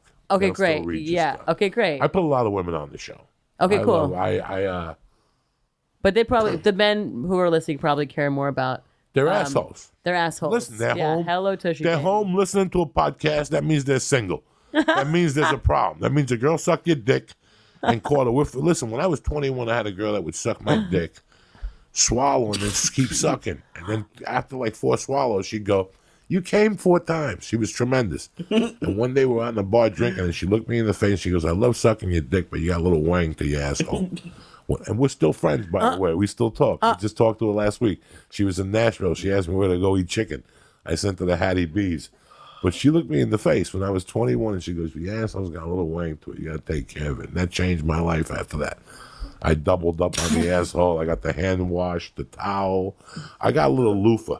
I have cut a little loofah that I just scrub my asshole with just to take out the dingleberries and the fucking malouk. That's whatever. so good. You have to. I'm proud of you. You have to.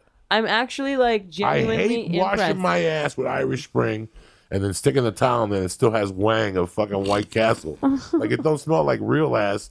it smells like there was ass there. Then your ass ain't clean. You know what I'm saying? How long did it take you until you invented this new special loofah? Like, how old were you? I had to be I was on the road, and I didn't like sticking the towel. You know, like when you wash with a towel, you have to wash your face and then wash your ass, because what if you wash your ass and then wash your face? That's fucking disgusting. You go out with like a little brown light spot. They think you're part of the Cherokee Indian tribe or some shit. So you gotta wash everything first. You gotta wash everything first, and then I would have to. You know how thick a fucking wash towel is? Yeah. That's thick. If you can stick a towel up your ass, like if you can stick like an inch and turn it around, you might as well go to a gay bar because you're halfway there. A fucking look at this fucking salami finger. Now wrap an inch towel. So I'd be in the bathroom finger banging, like washing my ass. I got a comedy show. I might get lucky. You never know. I'm never using those towels again. Well, that's what you do at the hotel. I love it. At a hotel, you wash up with the towel, and then at the end, Don't stick it in your asshole. Don't you use a fucking do you just bathe with soap? Yeah. Don't you use a hand towel? Not really. You get beat up in prison. Like if you use just a bar of soap in prison, they'll beat you up. Black people will beat you up. Why? Black people hate when you take a shower without fucking a towel. You have to have a towel. Wash your face first. Get your ears. Get your nose.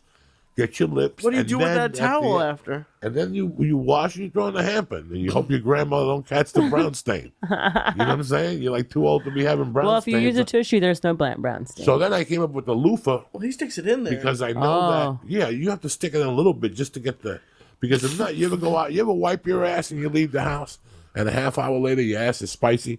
Like your ass starts to burn a little bit, and you're like, something happened, and you go back in the bathroom and you half wiped. You still got a little bit of shit. That's happened to everybody. Don't be embarrassed. When you go out and like a half hour later, your ass is spicy. You're like, something's going on down there. My ass is on fire. And then you go down there and wipe, and you're like, fuck, I didn't wipe right. Or you wiped correctly, but there's always that after. But you never wipe correctly if you're just using dry paper. I'm just saying, it's true. If you just use... I know for a fact with Tushy, I don't have no after foliage. But that's the thing. Like, I think all of us would go away with the bidet. Yeah, with the bidet, when it hits you, it takes away the spicy ass. That's the thing. The spicy ass is the little bit of shit that stays in the canal. But that's the thing. As you sit there, the fecal matter. It's like McDonald's. I was telling this Mama Luca every hamburger you buy has a little piece of fecal matter on it. Ugh.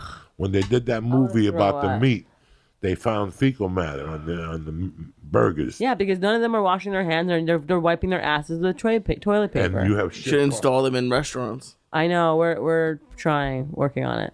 People are still weirded out by you have to wash your hands and your ass before. Like people would super down.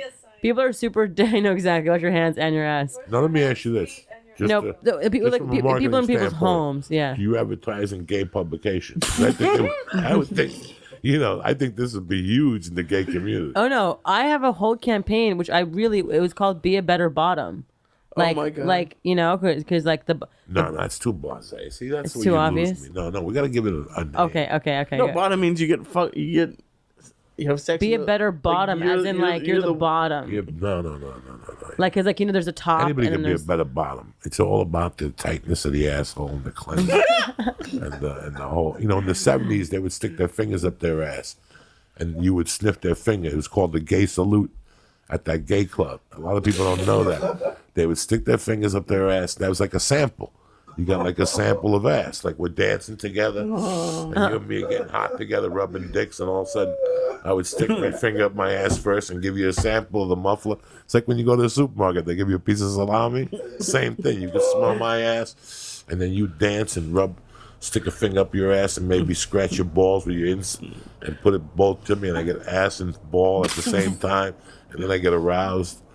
I don't know. Remember the 70s? You'd be a terrifying gay person. Is this true? This is true. Swear. I swear to God. I need to see articles. At that bar, when I was a kid at Ramrods. I need proof. No one's going to write that down. No one's going to write that down. Nobody's going to fucking say they stuck their finger up their ass and let somebody else smell it. It's disgusting. People usually stick their finger up their own ass and give it a sniff. But nobody's going to tell you I get turned on. But I know women who get turned on when you don't take a shower. Like when you have armpit smell, they want that animal thing. So think about it.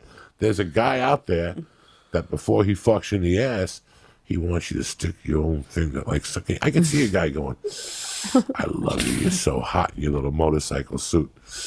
I want you to stick your finger in your ass and let me smell it." And you're like, "I've never done that before. I don't give a fuck." Who's your new daddy and shit? Well, I'm all about experimentation. I really am. I don't know about that particular one, but I'm definitely, all about experimentation. Well, that's a complete different podcast. Right. That's a complete different podcast. Just not that. I love you, Mickey. I'm happy you came out. Thanks, Joey. I I'm didn't happy want to to be bring you on to promote Tushy. I wanted to bring you on so they could see who you were and what you were about. That you're a real person. You're a fun woman. You have no fucking boundaries whatsoever. Tell them what you did for the party for your wedding.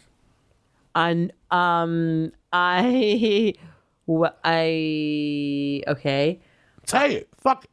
Okay. It happened. People went. They got witnesses. Yeah, great. See, now I'm hungry for the chocolate. Yeah, Now. great. We had a 3-day love festival. What is this? Is this real chocolate or organic with gluten-free or something? Goat milk? Tell me the truth. So we had, I'll have a little.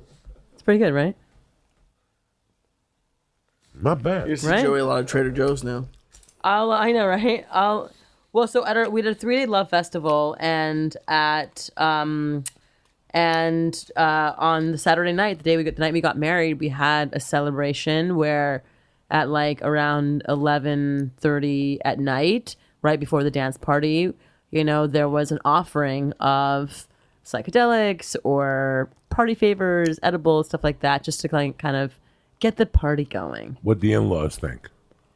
They were in bed. They were gone by They then? were gone by then, for sure. I mean, like, most of my friends, are Burning Man. Like, we love, like, expanding our perspectives, like you guys are right now. What's your husband do for a living? He's an entrepreneur as well. He started a company called Tribute, which is, imagine if you wake up on your birthday and you open your computer and you get an email, and then you press play on this email, and it's a video of every one of your friends and family telling you why they love you and how you've impacted their life. And so what he created is a really cool platform that collects videos and compiles them into a simple montage. So like collects videos from multiple sources, so you can create like. So he would call me and say, "Put a video up for Kiwi. It's her birthday." Yes. And I would see we watch that monkey. And it would be like all of her friends and your family friends all coming together. Because otherwise, that's like, a great service. Yeah, but because otherwise, like, you have to collect. Like, hey, text me the video. Hey, oh, you texted the wrong way. Oh, it's pixelated. Oh, it's Tunisian? Dropbox. No. He's half Jewish, white boy. Really? From Hawaii, born and raised You sound like a white in Maui. Yeah, but he's like he's got flavor for sure. Yeah. Mama and shit. He's got flavor. Yeah. So, what are you offering for the holidays for Hello Tushy? Oh yeah, we have a code which is, what was the code again? Hold on. Muffler. Yeah, the code. Because what's a muffler, Joey? An asshole. That's right. That's a different way of saying it. Diplomatic. Honey, So- go wash your muffler. We're having a party. You know So what I'm yeah, saying? use code muffler for I think it's like 15% off. Okay, whatever you want. Yeah, whatever. Whatever the fuck you want. I love you. You're always welcome. Oh my god. I think you're a fucking fascinating woman. I love it. I wish I could raise my daughter to be like you. Oh You're my just gosh. a nonstop savage. She'll be my intern. You have a great sense of humor. I mean, I still remember talking to you about the product and telling you what I wanted to do. I'm dying to do that. We're doing And it. I'm like, yeah, it's just craziness how most people would shut you down. I believe that the internet is going into an R-rated world. Yeah. And I It think is. we need to be there. I think that commercials are going to be a little push the hand a little bit more. You Yeah. know? I think that push the hand a little bit more, something. Mm-hmm. And that's what we wanted to do. But you have a thing called SAG and the union, and they We would have fucking- fun. I mean, we're waiting. You tell us when. Listen, man, I'm doing a voiceover. That's who just called me before the thing. They've been going through hell. This was supposed to shoot October 29th. What's today's date? Wow. waiting on SAG paperwork. Oh my god. Oh, every day is like It's- nightmare. You don't know what's going on. I'm not a union guy. I don't Yeah, get I- involved. I just want to shoot movies, do my Yeah. podcast, do comedy. Whatever the fuck you got. And you had for to me. join the union? Yeah, after the second time, you got to join the union. Oh. Like, he could do whatever the fuck you want. You could shoot him getting a fucking dick up his ass. And nobody gives a fuck because he's non-union. They'll let you do the first one for free and the second one for free. So you could shoot a SAG commercial with Lee. The first one is free. The first series would be free. The next time he gets a job, before he steps on that fucking set, he better pay $25. Unless it's a non-union. Unless it's a non-union commercial. Yeah. I can't do non-union because I'll get fined. Oh, wow. Like if we shot a non-union commercial, but you showed it in Tunisia, Right. then it would work. Got it. If we shot a commercial and we shot it in Japan and we aired it in Japan, it would work. Oh. Here, you get a call within a fucking year, and they won't call you. They'll send you a bill, Wow. and that bill will be extraordinary. Like you'll look at it and go, "What the fuck just happened?" You know, I had a problem with SAG 15 years ago over a firing. I got fired, but I did work 2 days, and I wanted to get paid for those 2 days. I was looking for $1,260. Do you know, a year later, the guy called me and he goes, "I had no beef with you." He goes, "I just want to release the movie, and the SAG won't let me because they fined me $28,000. Jesus. I said, "So if you give me 12, so I go, just put the 12 in my account, or whatever the fuck the sum was, 2,200. I don't know what it was. I'll sign the paperwork and you can release your movie." Wow. SAG had added so many penalties on $2,400. Yeah, it was $2,400 for the week. That it was like $28,000 That's nuts. years ago. Oh, which is worth like 100,000, you know. Years ago, I got a letter that I owed child support for my daughter in Colorado. And I called California, and they go, "Yeah, you owe $60,000. I go, "How the fuck do I owe $60,000? I've been paying $635 since Jesus left fucking Chicago. How the fuck do I owe $60,000? Yeah, maybe I said $600 one month. Maybe the agreement 1 year." She said I didn't get the check. At first, my ex-wife tried to rob me. My wife's an accountant. So she went to the place where I bought all the money orders and did the math. Then we took it down. And then we called. Then it was over. She was over 18. I got a bill one day from L.A. saying I owed $60,000. I go, "How the fuck do I owe $60,000? I called L.A. They said, "Yeah, you got to pay $62,000. I called an attorney. He said, "Bring me $5,000 and I'll get it down for you." My wife said, "Hold on. Let's call Colorado." You know how much I owed? How much? $140 fucking dollars. No. And California had taxed on all that additional tax on their own. Because my wife, the dummy that she was, filed it in California at the end just to cover her ass. I was paying child support. Why would you do something like that? So how'd you fix it? I just paid Colorado a check and it went away. Oh. The $140. Colorado said, "Send the money tomorrow." As soon as you send it tomorrow. For years, I was getting checks from SAG with money getting taken out. For years. So now SAG had to pay me. So all of a sudden, I started getting $300-400 from everybody. Fuck Whoa. you, bitch. Fuck you, bitch. So my Wow. wife called everybody. She's an accountant. And everybody sent us back our money. Oh, yeah. It's a wild system we live in. If you don't cover your ass. You know that right now, today, I could go walk into SAG after building into lost checks right now. But I'm so lazy, I haven't done it. I used to do it every year. I'll walk into SAG after, and I guarantee there's 20 checks for me. They know where I live. They know where to bill me. They know where to send my residuals. But if the director sends a check from a long time ago or something, they'll send it to the wrong address. Right. I'll have to go down, and I guarantee I wish they can just do direct deposit. I'll go down there in a week just to prove you got, and I'll come back Yeah. with $3,000 in checks that they haven't sent me because they sent it to the wrong address. Or, So go do that. but even though they send me bills, because remember, SAG sends you a quarterly bill, and then they send you a yearly. We want 1.5% of your take. They're like the mob. So after you pay your dues, January 1st, you get another one. Before you get that fucking card, you got to pay 1.5% or whatever you made that year. Whoa. So and then they want 21,000 to get insurance. You know how many dicks you got to suck to get 21 fucking thousand at 1,000 a co-star? That's 21 Harvey Weinstein dicks at 1,000, and then they don't pay that for co-star no more. No co-stars make that no more. Co-stars are making like 800, 750. Wow. To get number one insurance, it's $33,000 you have to make. You know how it is to make $30,000 in a union? Yeah, Brad Pitt makes it in one fucking movie. Yeah. And Brad Pitt don't even use that insurance, but the working waitresses and stuff like that. So if you don't get that $300, like that 31,000 or 33,000, they penalize you for the insurance. Like I'm good because I'm vested.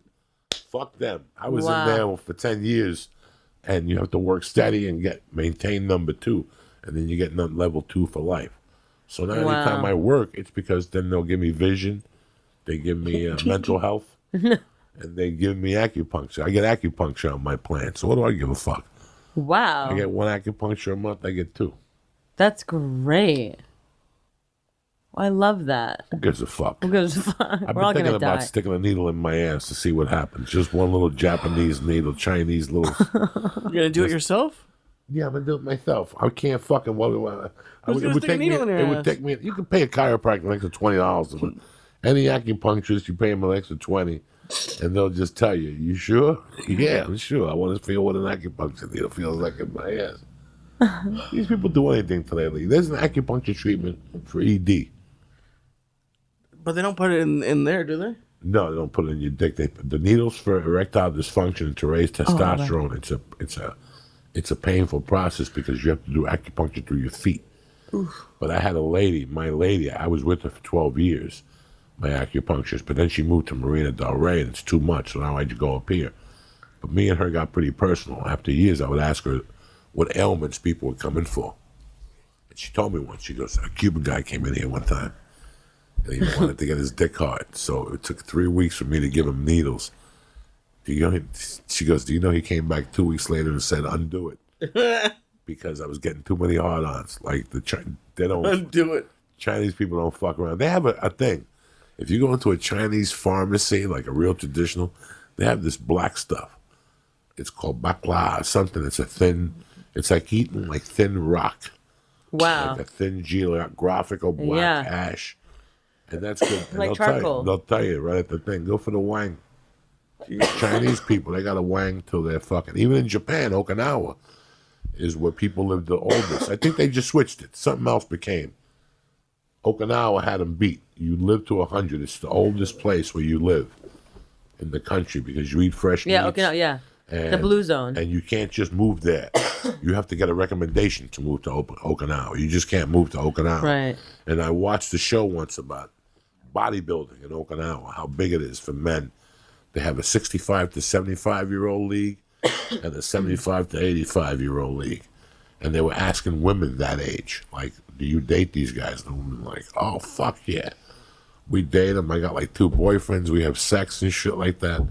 So I don't know how we got in this conversation. This all started with Hello Tushy. I love you. Thank you very much for coming on. Happy Thanksgiving. Happy Thanksgiving to you too. And if you want a nice fucking portable bidet, the best in the business, stop walking around with your ass dirty, all right? There's no reason to walk around with a sniffy ass, a smelly ass.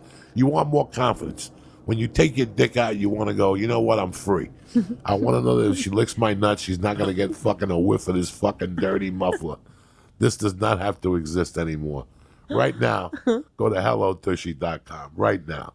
They have an array of different portable bidets starting at $69. And then use code Muffler. And they use code Muffler, you get 15% off, and you have a 60-day guarantee. Yeah.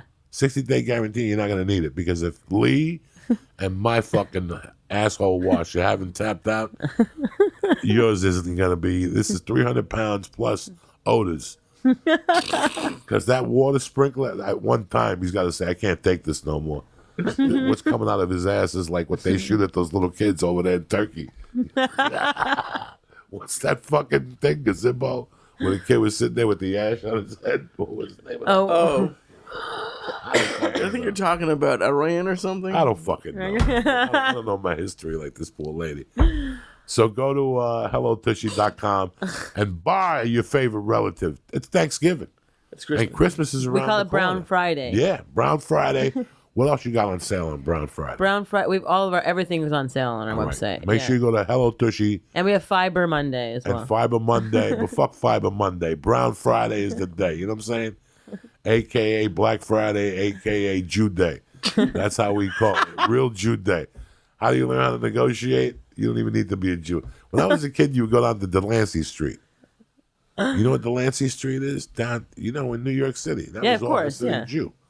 You couldn't go on that block. You had to argue for hours. You would just go down there to practice negotiation Yeah. skills.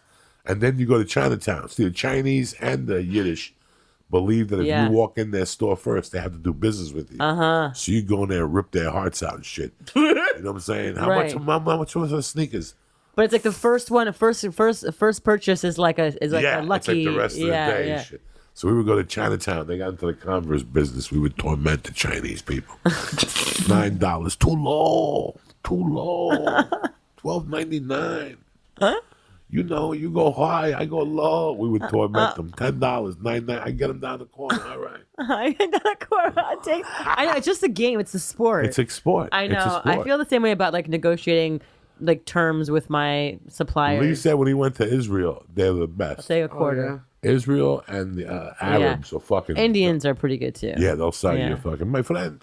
Yeah, my They hit you with my friend. You're like, what the fuck? I didn't even know you. But whatever. Hey, hellotushy.com. Thank you very much, Love Mickey, you. for coming on. Love you too. Yay. All right, I want to thank Mickey for a great conversation. She's fucking nuts. I love her to death. I've been pushing her product for about 2 years now. And one day she sent me an email, and I saw all the things that she did. And I could tell she's a pretty fucking amazing broad. So what the fuck? Let's have her on the podcast, and let's have some fun. So support her over there at hellotushy.com.